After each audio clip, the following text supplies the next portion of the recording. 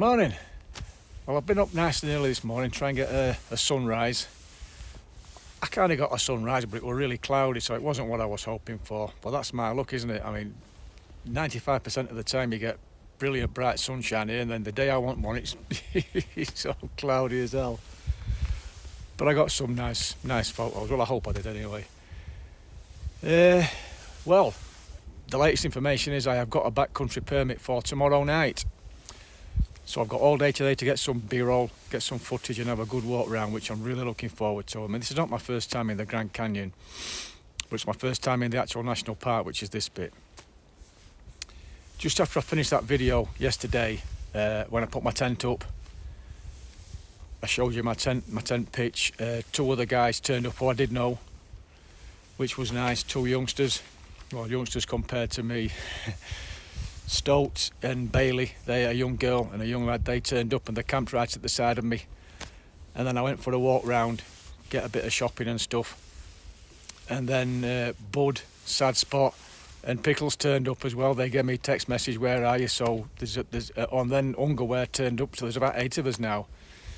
So to cut long story short, we had a good chat last night around the campfire. I tried to take some night shots, but I'm not very good at that, but I'm still trying to get my head around how to do that. But bottom line is, I've got a permit for the Cottonwood Campsite in the bottom of the Grand Canyon for tomorrow night. Me and Bailey both got the permit, and I've also got a permit to camp on the top of the North Rim if I need to do it. I wasn't going to bother. I was just going to walk, because it's about 7 mile. It's a tough 7 mile, but I was going to do the 7 mile from the bottom of the canyon onto the North Rim, and then just carry on towards Utah. But I've now got a permit, and I've got plenty of time. I've got about 13 days left till my flight, so I just might take that extra day and camp on the top of the North Rim and do what I'm doing now, but obviously in reverse, taking photographs of the South Rim. So yeah, I came up to the rim this morning and I had a walk. It's Yavapai Point, it's called. And like I say, I've been to the Grand Canyon before. I had a day trip from Vegas. But it just takes your breath away. It really does. I mean, I know pretty much what we're coming. Well, most people do. We've all seen pictures and photographs and documentaries, so we know what's there. We know what it is. But when you actually see it yourself, and it was like a pre-dawn, a dull, it just sort of come out at mist, and it's just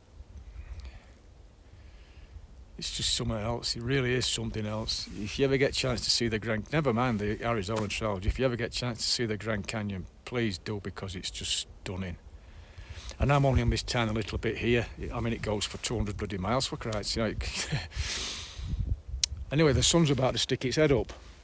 I could just see the sun hitting the rim on the far side, so I'll try and get some more shots with the sun on it, because it's a little bit better when you've got a sun, that bit of contrast, you know the game. So, yeah, I'll see you in a bit.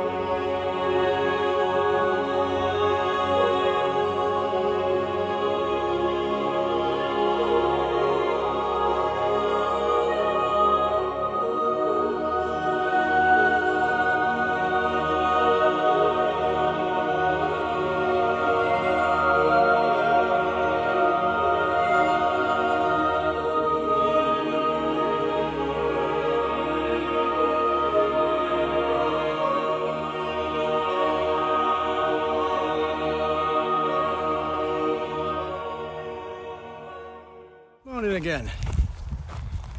Well, today is the day I descend into the Grand Canyon. I've got my permit. I'm just coming off the campsite now. I'm trying to take a shortcut. I'm probably get lost. I'm on my way to the South Kaibab trailhead, where I'll pick some water up and then descend into the canyon. So I'll get back in touch with you when I get there and give you some shots of the rim. Right guys, that's me at the trailhead. I'm at the South Kaibab trail. This is literally the beginning, look. And this is going to be a zigzag all the way down. And this is my initial view. Obviously I'm heading right across there to the north rim. I won't be doing it today, I'm camping at the bottom tonight, but that's about 21 miles to cross that.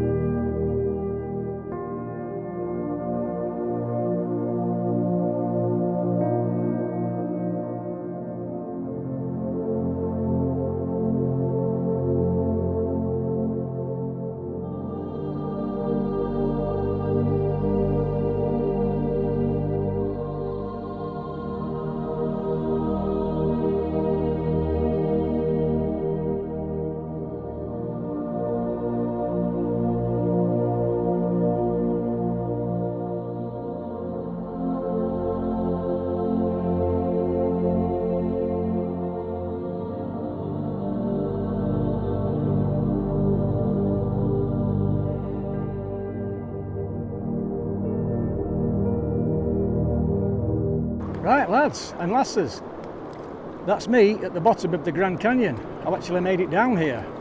I've still got a way to go to get to my campsite, right?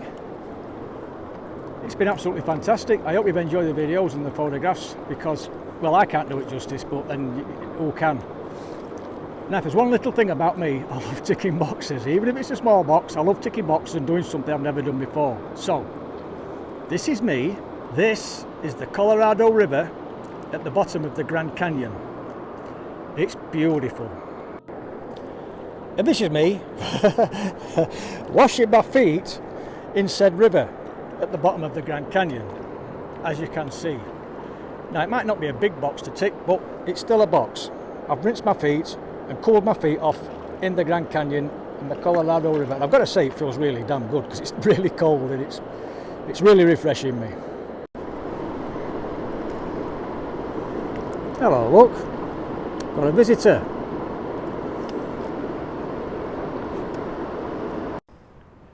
Right, that's me finished the South Kaibab Trail. As you've just seen, I'm right at the bottom. I've just cooled my feet off. I'm now following the North Kaibab Trail. That's about 14 mile, and that'll get me to the top of the North Rim. But before then, I'll be hitting Phantom Ranch, and hopefully I'll be getting a cold can of Coke. Hopefully it'll be less than $30. We'll see. Right, I'm just leaving Phantom Ranch. I was talking to the guy that, well, I guess he owns it. He lives there all year round. What a place to live. I've just had the 2 best glasses of homemade lemonade. I mean, I've got to tell you, America, you make lemonade better than we ever do. It's gorgeous, really cloudy stuff. Really cold. But anyway, he was talking to me and I was saying how warm it was down here today. It's really warm. He said, you should have been here yesterday. It was 95. 95. I mean, it's really cloudy today and overcast, which is why it's only, well, I don't know what it is. But usually it's about 20 degrees hotter in the bottom of the canyon as it is on the top. This is warm enough for me. So I've about another 7 miles to go till I get to my camp. It's about 2 o'clock, so I better get a spare tank because it's all uphill. But, well, this is my hill, check it out. Right, that's where I'm heading. Right up there, following this canyon all the way till I get to the North Rim.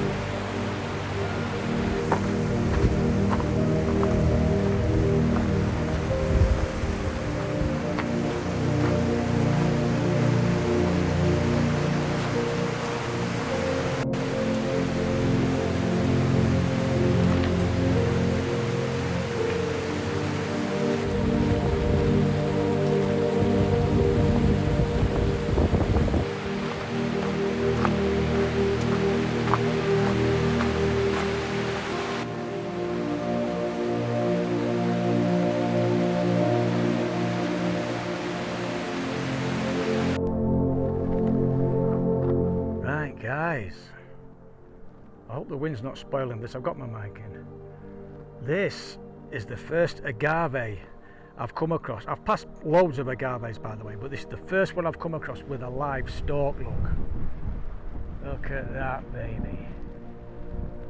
Now these things only bloom once, and then that'll bloom white, like a white bloom on it, and then it dies and it falls over. In fact, I've just passed one. Here's one here, look.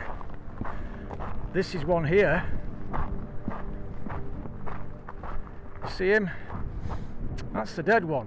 When it dies, it blows over, and that's the plant when it dies. But the interesting thing about the agave, I wish it weren't so windy, is this is the ingredient of tequila.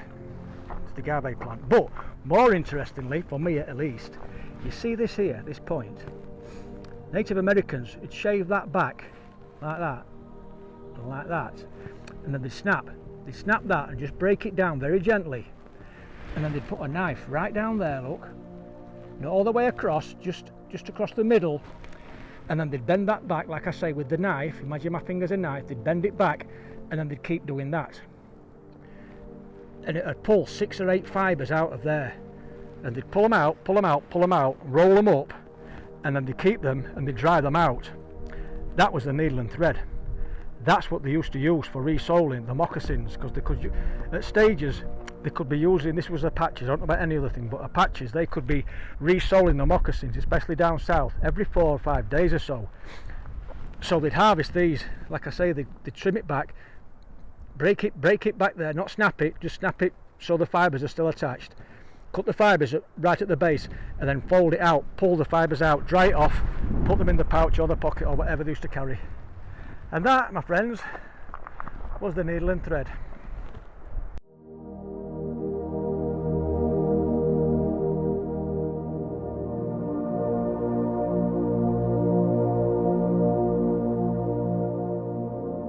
Good morning everyone. I must admit that was a lovely sleep I've had. That's probably the best sleep I've had since I've been here. It got really warm though. I woke up, took my trousers off for the first time, unzipped my sleeping bag and used it like a quilt, opened it up, just threw it over me. Really, excuse me, really warm. The campsite's quite full, Cottonwood, but you do have to book, you have to reserve a thing. I actually got here because we're a day hiker, we just get pushed around to the edge sort of thing. I'm actually camped at the side of a horse corral. I'll show you in a bit. It's, I've got no view at all.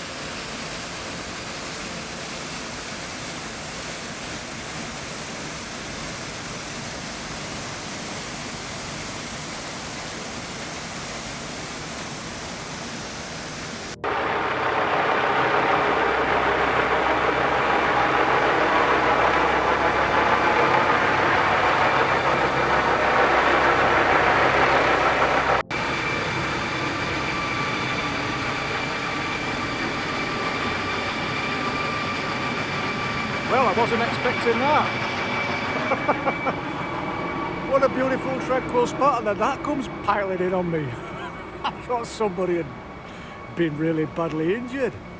This is the Manzanita rest area, by the way. It's absolutely gorgeous. And then that damn thing, come on, lands on your head.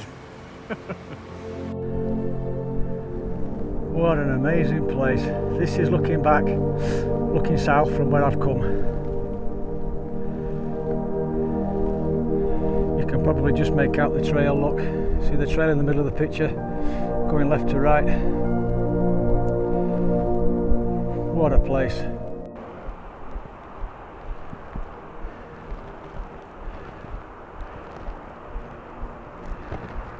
And that is where I'm going, up this smaller canyon.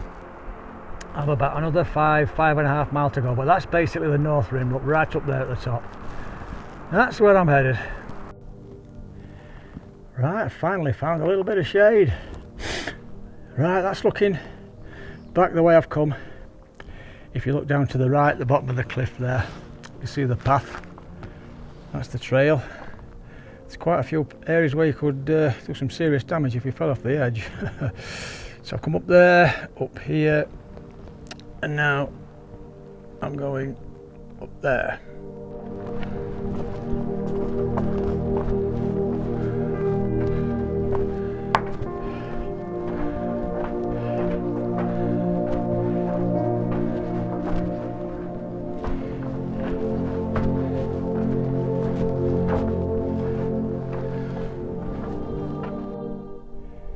Well, I'm nearly at the top. I'm about half a mile from the rim itself. This is called the Coconino Overlook. You can just make out the trail down there. Look, you can see it in the bottom. That's where I've come from this morning, right down there, right to the end. Look, then you turn right for about, I don't know, 2 or 3 miles, and that'll get you to where I camped last night. That in the distance is the South Rim. That's where I came from yesterday morning.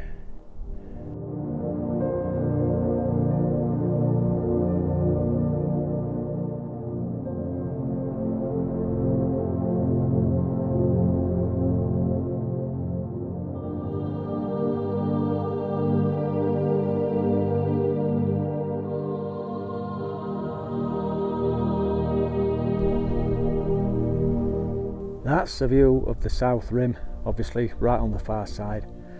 Now I'm going to zoom in now, and hopefully you'll be able to pick out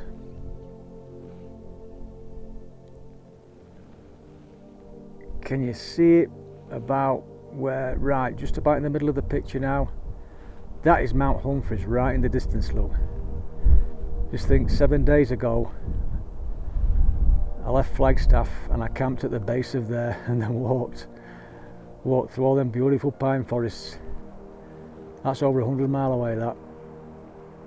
Wow, what a beautiful scene.